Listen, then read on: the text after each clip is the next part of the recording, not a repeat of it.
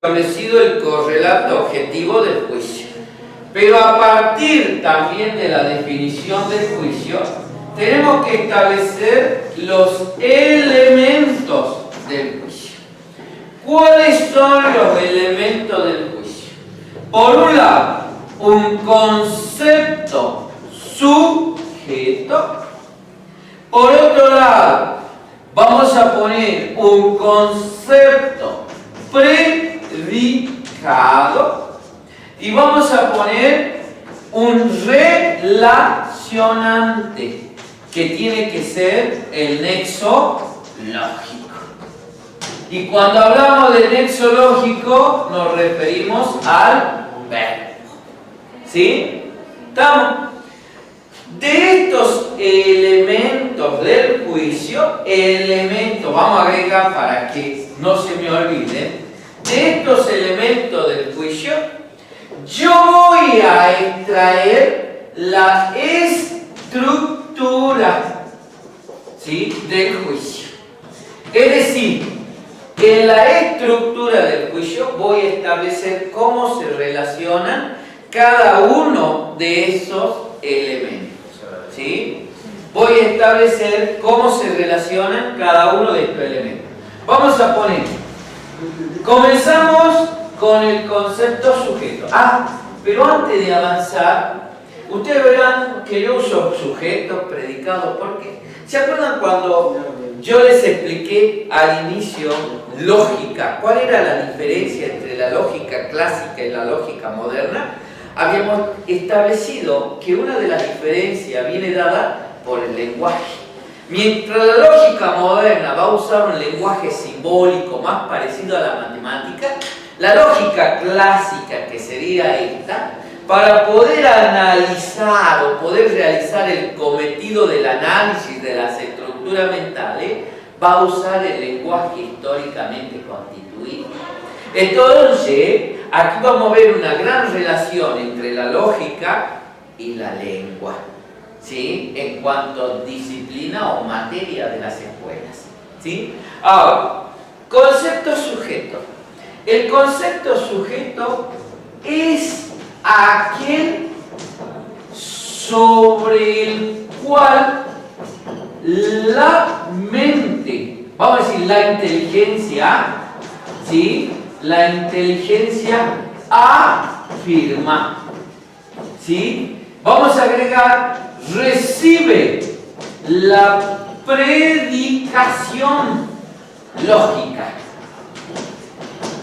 Vamos a poner, se refiere al objeto, ¿sí?, representado por quién, ¿sí? Uy, acá tendría que haber, bueno, lo escribamos abajo. Se refiere al objeto representado por el concepto. ¿Sí? ¿Estamos? ¿Sí? Ahora, tiene que estar ¿quién? Mi concepto predicado. ¿Sí? Lo voy a borrar porque como no me va a alcanzar, entonces lo vamos a establecer de la siguiente manera. ¿Sí? Vamos a ver. Dijimos que dentro del juicio nosotros tenemos los elementos. ¿Sí? Estos elementos, concepto sujeto, relacionante, el nexo lógico, el verbo y concepto predicado. De estos elementos del juicio puedo establecer la estructura del juicio, donde tengo, por ejemplo, el concepto sujeto, que sería aquel que se refiere al objeto representado por el concepto. ¿Sí? Es aquel sobre el cual la inteligencia afirma. ¿Sí? Vamos a agregar, es el que recibe la predicación lógica. ¿Sí? Y vamos a poner el nexo lógico. Y acá vamos a señalar, tiene la función relacionante enunciativa declarativa aseverativa. ¿Sí? Y por último vamos a colocar el concepto predicado. ¿Sí? Y en este caso vamos a decir que es lo que se aplica al concepto sujeto. ¿Sí? Es lo que se aplica al concepto sujeto. ¿Sí? Podemos poner también es lo que se dice del concepto sujeto. ¿Sí? ¿Estamos? Ahora, vamos a ver, ¿sí? El juicio es un acto interno, ¿sí? Es un acto intelectual, vital, inmanente, interno. Lo cual quiere decir que el juicio, vamos a decir así, al ser un acto, ¿sí? intelectual,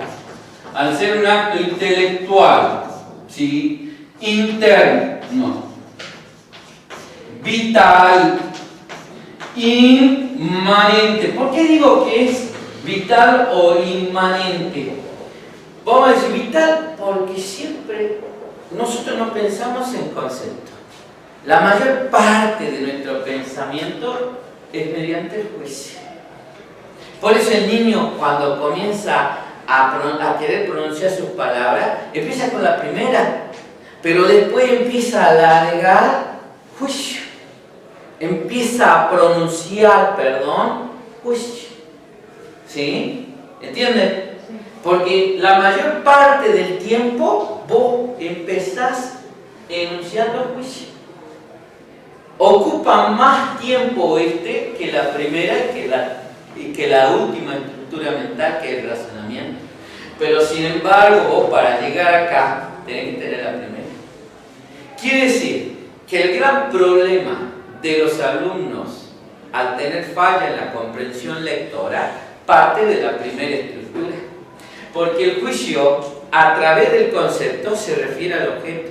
Si vos no tenés la comprensión que encierra el concepto, que la comprensión es el objeto, obviamente que después no entendés, no comprendés. ¿Entienden? Y obviamente que esta estructura va marchando poco a poco. ¿Sí? Ahora, es un acto intelectual interno, vital, inmanente, lo cual quiere decir que tiene que tener una forma de expresión. ¿Sí? Y dicha forma de expresión es un conjunto de palabras. ¿Se acuerdan? El concepto, ¿cuál era la forma la forma de expresión del concepto? Las palabras. Pero aquí voy a hablar de conjunto de palabras. Y este conjunto de palabras se expresa con el término proposición. ¿Sí? Y la proposición es la forma de expresión del juicio. La proposición es la forma de expresión del juicio. ¿Qué es una proposición? Un conjunto de palabras. Pero también tengo que tener en cuenta que esta proposición tiene que tener como estructura, ¿sí?, un sujeto, un verbo y un predicado. ¿Sí? ¿Entienden? ¿Estamos? ¿Sí? Sí. Ahora, ¿qué más vamos a agregar al juicio? Y vamos a agregar lo siguiente, ¿sí? Vamos a ver. En este caso, ¿se acuerdan? Al inicio, cuando comenzamos la explicación, dijimos, que el juicio tiene una forma. Y la forma es afirmar. Pero también vamos a decir ahora lo siguiente. Este afirmar, ¿sí? Este afirmar, y vamos a reemplazar esto, ¿sí? Ese afirmar es la función del juicio. Ese afirmar es la función del juicio. El juicio tiene una función. ¿Cuál es la función del juicio? Afirmar. Y cuando yo afirmo, lo que afirmo puede ser verdadero o puede ser falso. Guarda. Miren, escuchen. Yo pongo la palabra afirmativo y pongo la palabra negativo. Esto es lo mismo que esto. Esto es lo mismo que esto. No. Esto es lo mismo que esto. No. ¿Por qué? Porque un juicio afirmativo puede ser verdadero o falso. Y un juicio negativo también puede ser verdadero o falso. Pero cuando el juicio es afirmativo, esto implica afirmar. Es lo mismo. Miren, afirmar es igual que esto, no necesariamente. Porque esto que está acá puede ser así o puede ser así. ¿Entienden? ¿Sí? Nunca a esta palabra la reduzcan solamente a esto. Esta palabra puede significar las dos cosas. ¿Estamos? Ahora, ¿cuándo un juicio es verdadero y cuándo un juicio es falso? ¿Sí? Vamos a decir así. La verdad o falsedad de un juicio se puede establecer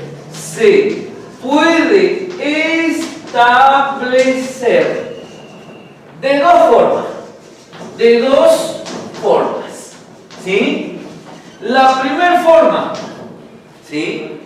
Vamos a decir si la relación enunciativa entre el sujeto, ¿sí? Voy a abreviar, ¿no? El sujeto y el predicado, ¿sí? Se cumple en la realidad, ¿sí? ¿Estamos? Si lo que yo enuncio, digo, el libro tiene hojas de papel. La enunciación que acabo de decir, el libro tiene hojas de papel, ¿se cumple la realidad? Mi juicio es verdadero. El libro tiene hojas de vidrio. La relación que acabo de realizar, ¿se cumple en la realidad? No. Entonces, vamos a decir que el juicio es falso. ¿Entienden? Ahora, ¿cómo más lo vamos a ver? La segunda forma de establecer la verdad o la falsedad del juicio va a depender de lo siguiente. Si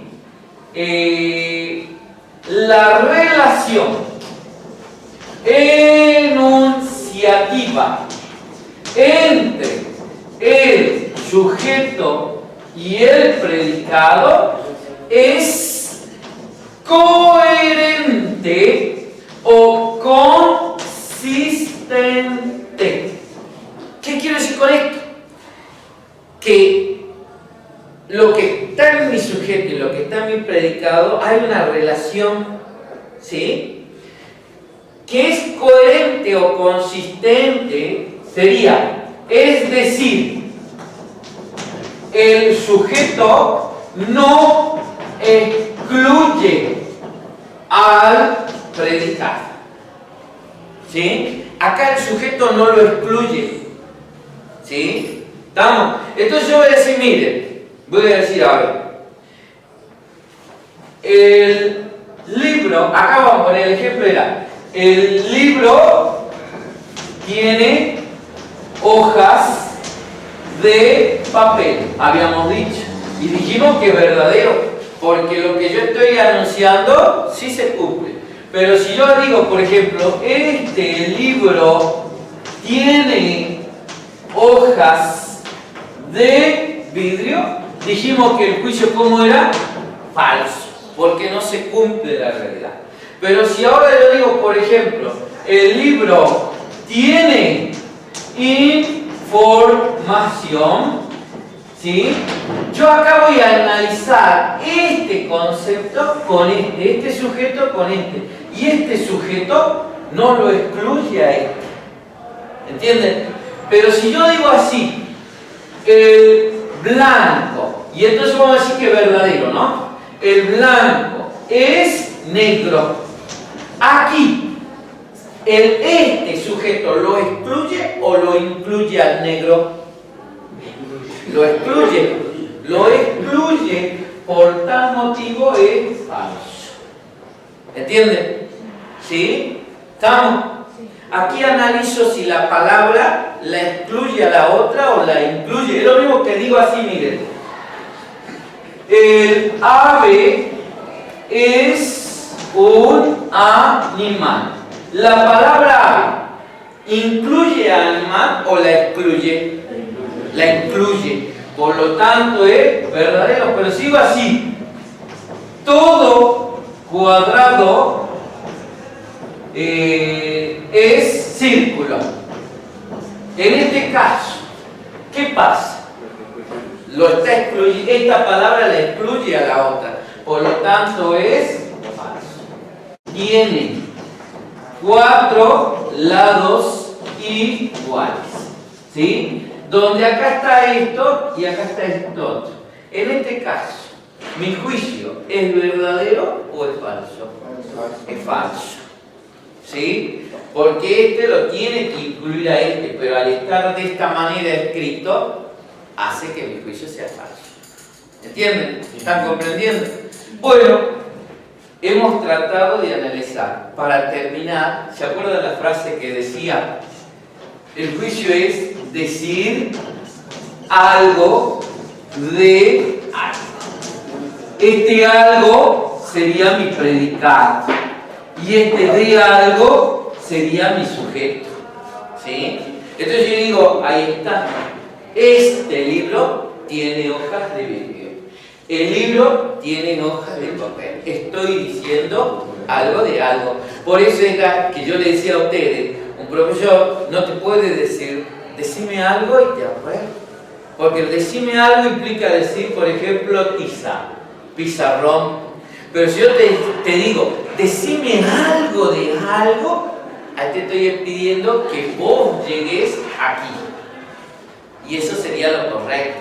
Decime algo de algo para que te apruebe. Si estamos en formación ética, entonces decime algo de los derechos humanos. Y digo, los derechos humanos son facultades que tiene la persona por el solo hecho de ser persona. ¿Sí? ¿Comprenden? Ahí estoy diciendo algo de algo, pero si digo algo, derechos humanos. Ya está. ¿Aprobé? Pero yo le dije derechos humanos. No.